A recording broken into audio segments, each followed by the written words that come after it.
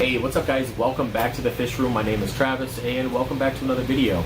So we're down here today. It's a little bit of different setup than I usually have. I tend to do these videos up in my office, but my 3D printer is making a ton of noise, so I didn't really want to work around that. So today's video, we're going to talk about palitoxin. We're going to talk about coral cutting safety because I think it's something that a lot of people don't talk about. I've been to the hospital several times for mistakes that I've made, and I want to talk about how I fix those mistakes and hopefully pass some of that knowledge on to you guys, especially if you're just starting to get into cutting coral, and hopefully it can keep you safe and healthy and you don't have to deal with some of the things that I've dealt with. So first and foremost, palitoxin.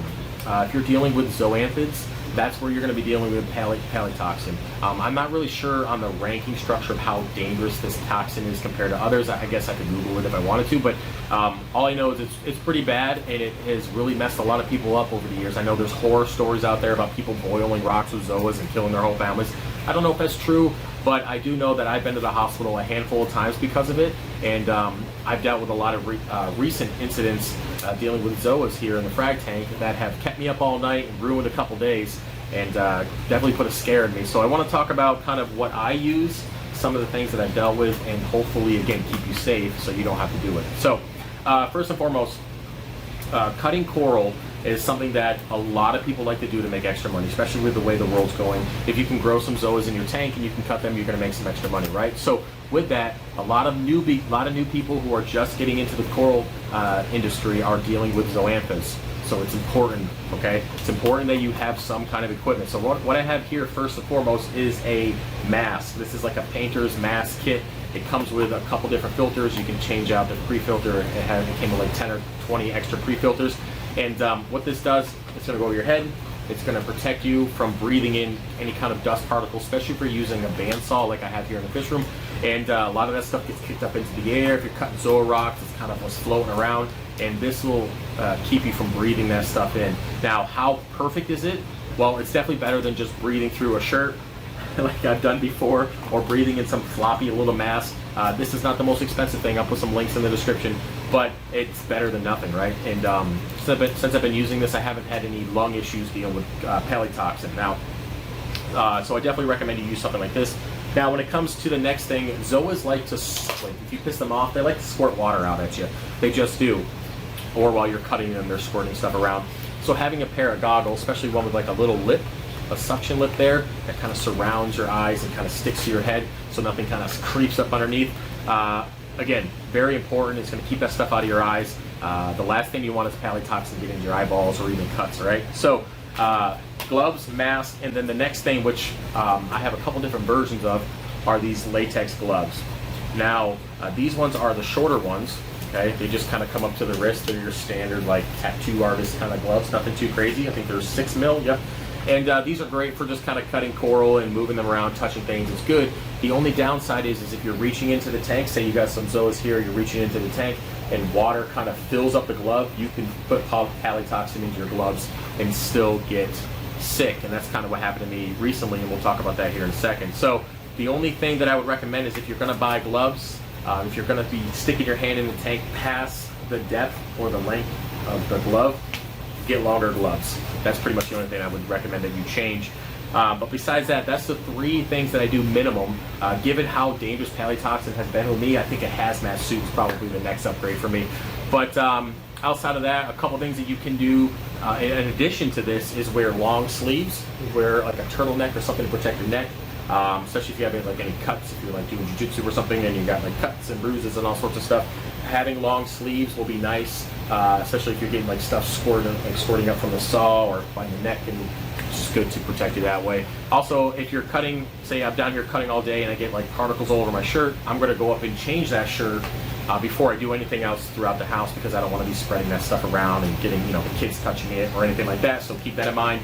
Make sure you're changing your clothes after cutting coral. All right, so that's pretty much it for equipment and some safety things. Now, my most recent incident, and I want to talk about this because I think people deal with this stuff and don't really think it's serious until you're kind of like in the middle of it and you're like, oh man, I wish I made a better decision. So for me, like I said, cutting zoas using a smaller glove, reaching into the tank, and then my glove filling with water and happened to have palitoxin in it. Now, because I have cuts on my hands from jiu-jitsu and doing projects down here and whatever, I end up getting sick. Now, my most recent thing is I usually don't get sick right away. It's a delayed response for me. I mean, I'm not allergic to it that I know of, but when palytoxin gets into my body, it's usually like a 6-hour delay.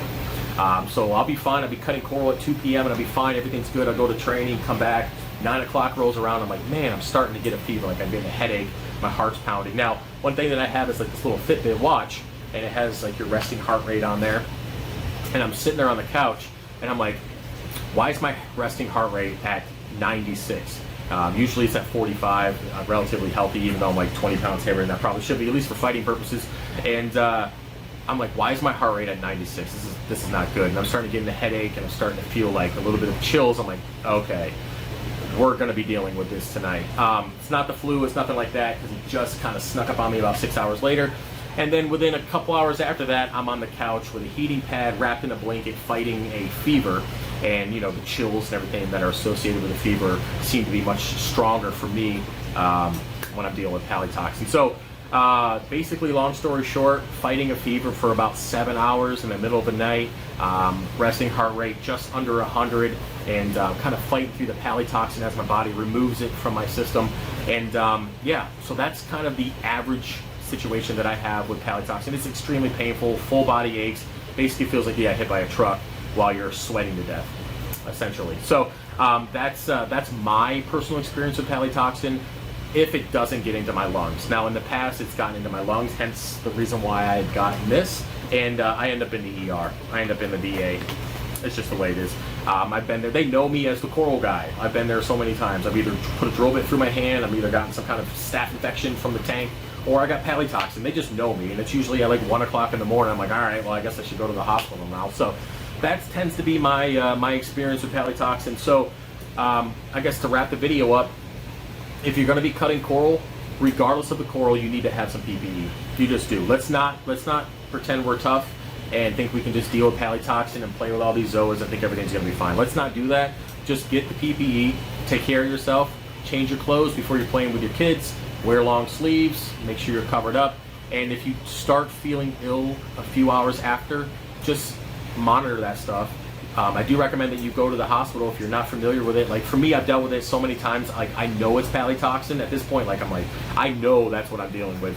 So I don't really panic about it anymore, and I kind of know the route, and I know when it's time to go to the hospital. But if you are just new to all this stuff and you feel like you might have been exposed to palytoxin, just go to the hospital.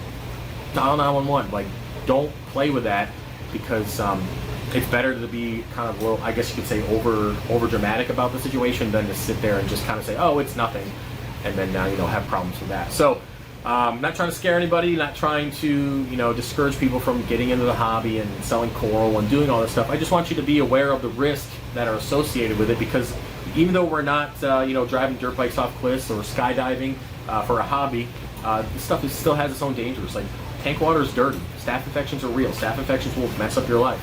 Like, they just do. Palytoxin will mess up your life. These things happen, so we have to be careful, and we have to make good decisions. So that's pretty much it. Wiggles, you want to come say hi? You want to come say hi? Want to say hi? She's like, not today. Listen, I was going to try to get you on camera. Cat doesn't want to be on camera. So anyways, that's it for the video, guys. Hopefully you enjoyed. If you have any questions or if you had any experiences with palytoxin, please put that stuff in the comment section. I think if we can share as much, if you want to come back, as much information as we possibly can, I think that will be good. And my big chunky Wiggles wants to say hi. She's like, see you. And yeah, I'll see you guys later, all right? Peace.